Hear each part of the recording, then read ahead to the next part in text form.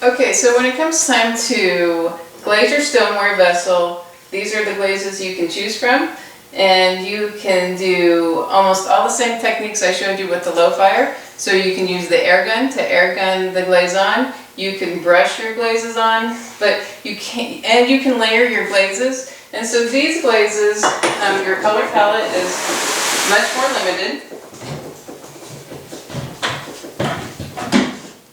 These here are your color options. And so people like stoneware glazes because they have sort of special effects. They're quite different than low fire glazes. And also you can layer your different colors of glazes and come up with lots of different effects. And so mostly when you're experimenting, it's good to do test styles and layer your colors. But blending, you know, it doesn't really work. It's more about layering your colors. So you can also, like I said, you can brush your glazes on. So if you want, you can mask out patterns on your vessel if you want. But know that these glazes, most of them run a little bit more, and you're going to get more of a blurred line when you do patterns. You're not going to get a tight, crisp pattern. You're going to get more of a blurry pattern. And so that can be lovely in and of itself. If you decide you want to use a brush and paint your glazes on, most of the time these glazes are fairly thin because usually people are making mugs and they're dipping their glazes with tongs, and so your glaze needs to be thin for that. So most of these are in actually really good shape probably to use the air gun. They're a little bit on the wet side to brush with, so if you know you want to use a paintbrush on your glazes, oftentimes there will be a layer of water on the top. This has a big layer of water.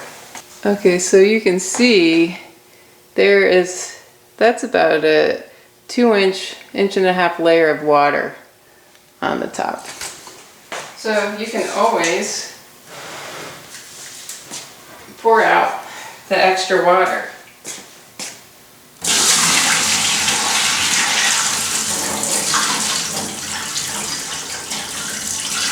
That's a lot of water.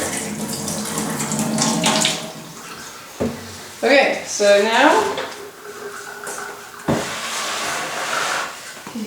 there's just a tiny bit of water.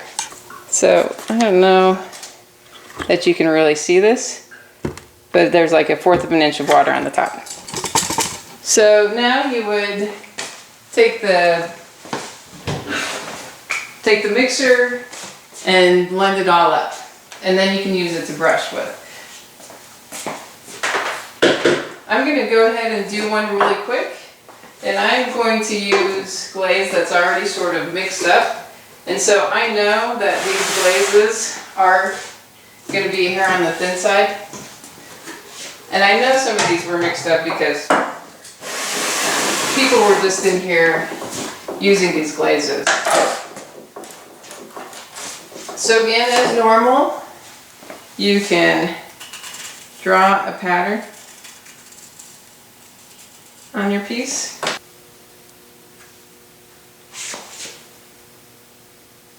So this is a really weird angle for me to try and brush with. Maybe this is better. So you can see that's really thin. So since this glaze is really thin, I know that I'll probably have to brush on more than 3 coats. I might end up brushing on 4 coats. So the nice thing about this glaze, so again, I would still try and do your brush strokes all different directions. I did a very bad example there. I'm going to try and do a better example in just a minute. But so you do still want to add your brush strokes in different directions if at all possible, so that you don't see them. But most of the time with these glazes, because they're going up to high temperature, a lot of the times you're not going to see your brush strokes. It really flattens out. It just depends. Some glazes, there may be some glazes that are very sensitive. If the glaze is really thin in places, it will be one color, and if it's thick in other places, it will be another color. But most of the time you're not going to have a problem with your brush strokes. And so mostly, you know, you can see I'm using the paintbrush. I'm not really brushing with it. I'm just using it sort of like a big stick to apply material. So that's my second coat. Again, you want them to dry in between. So here's my third coat. So with these glazes, I wouldn't worry about sponging on your final coat because you're probably not going to see your brush strokes. But you could always if you wanted to. And so that's 3 coats. I would just put one more additional coat on. That 3 coats would probably be just fine, but I am just going to add one last coat.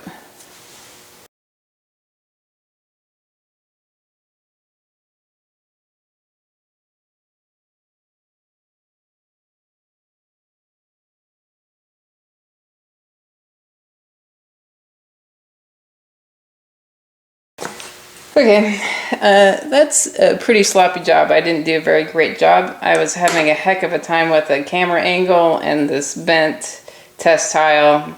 But also, that being said, I know because these glazes tend to bleed into each other more, they'll bleed into each other and sort of blur a little bit, that will probably be just fine.